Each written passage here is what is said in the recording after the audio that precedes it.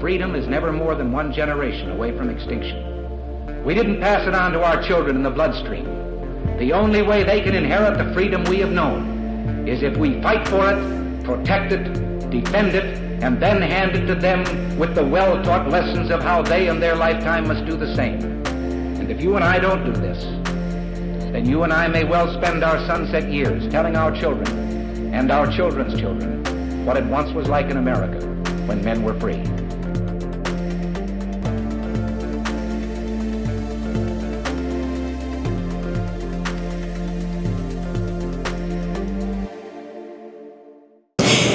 Hey everybody, welcome to the 2024 Gun Owners of America Goals event in Knoxville, Tennessee. This is their inaugural event. I am Cheryl Todd. I am excited to be here with my co-host. I'm the other guy, Dan.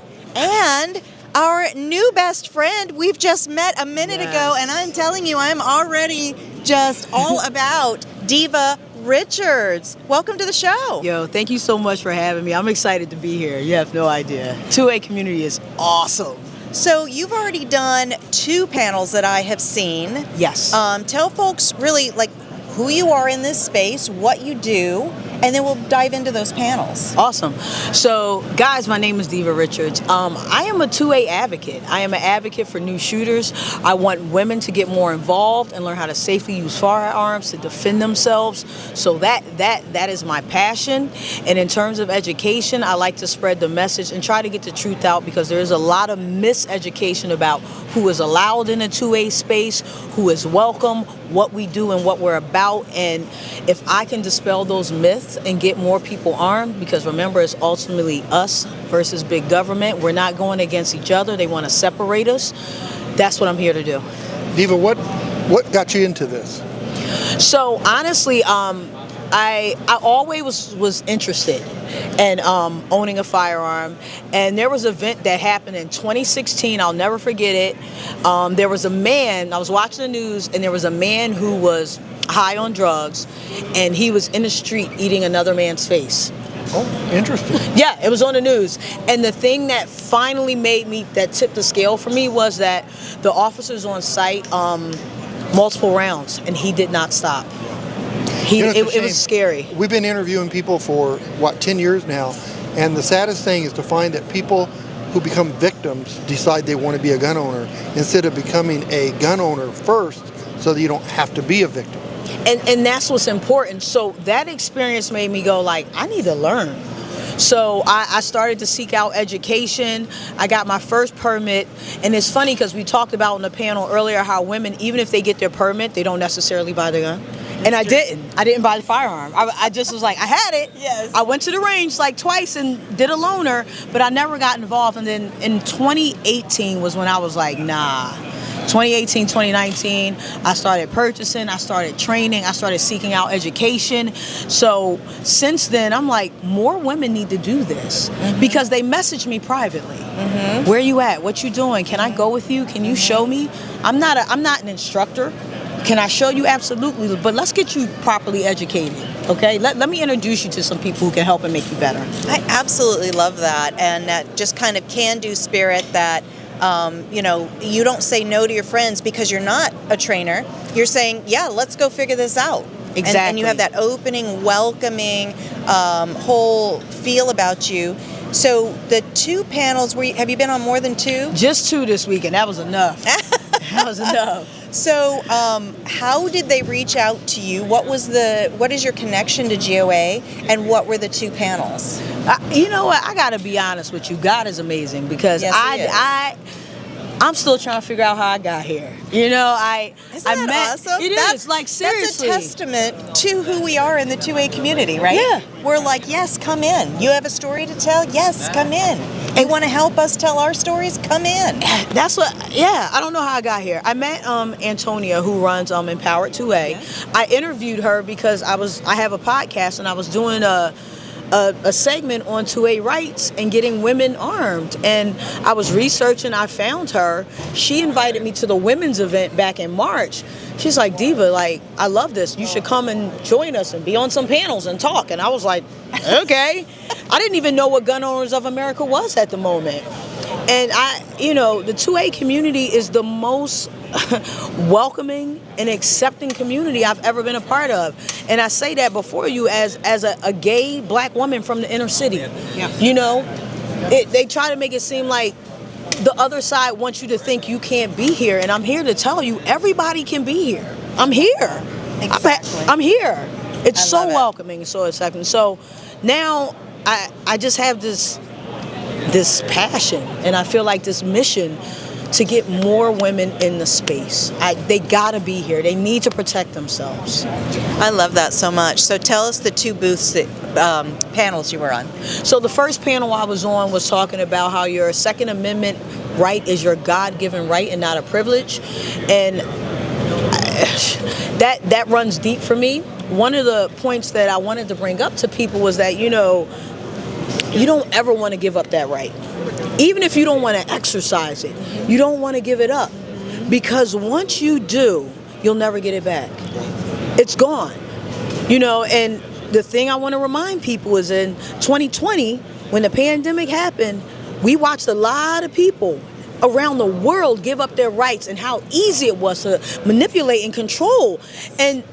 And I'm thinking, I'm watching this unfold going, are y'all not scared right now? Do you see what's happening?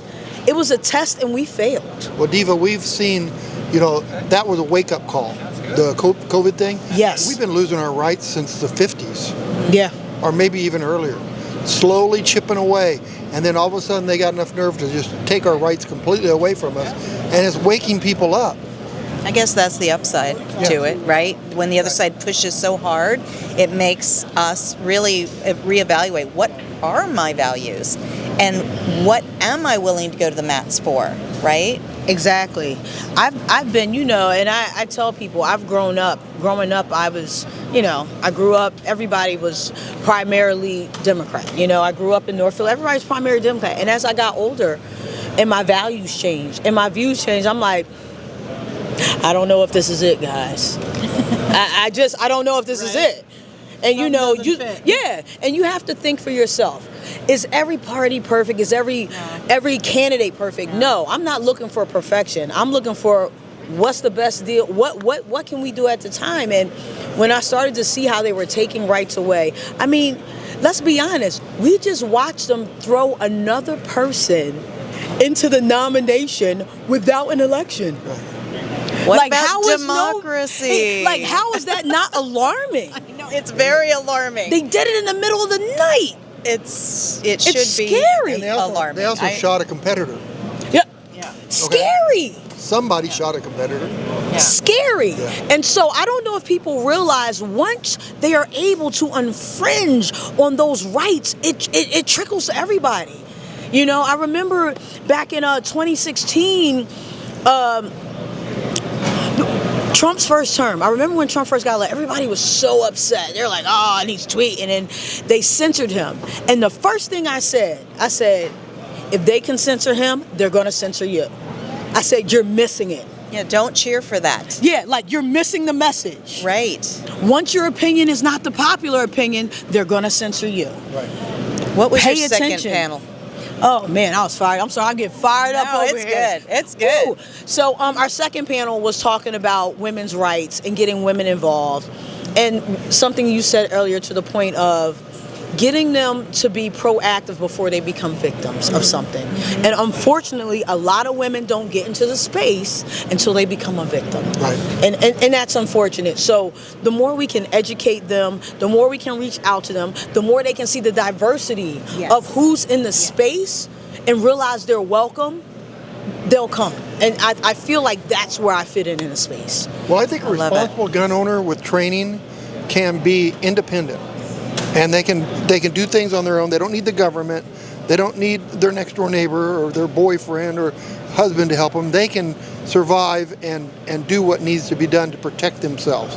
And that's super important. It's a mindset, it's a heart set, Yeah. and you have both of those things. You exude this warrior spirit, Thank you. and I love it.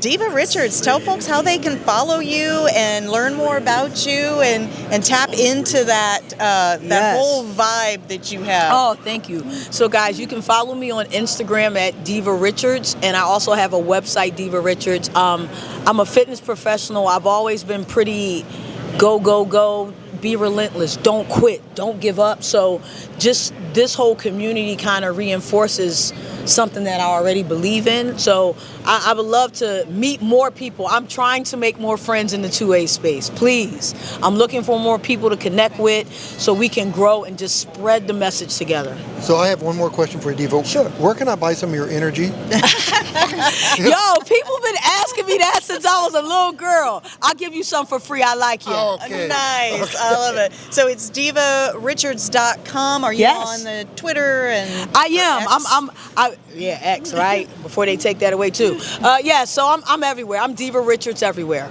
Fantastic. Thank you so much. I so appreciate you. I'm excited Thank to you. have met you. All right, Thank you. folks, stick around. There's so much more coming up from the 2024 GOA G.O.A.L.S event in Knoxville, Tennessee.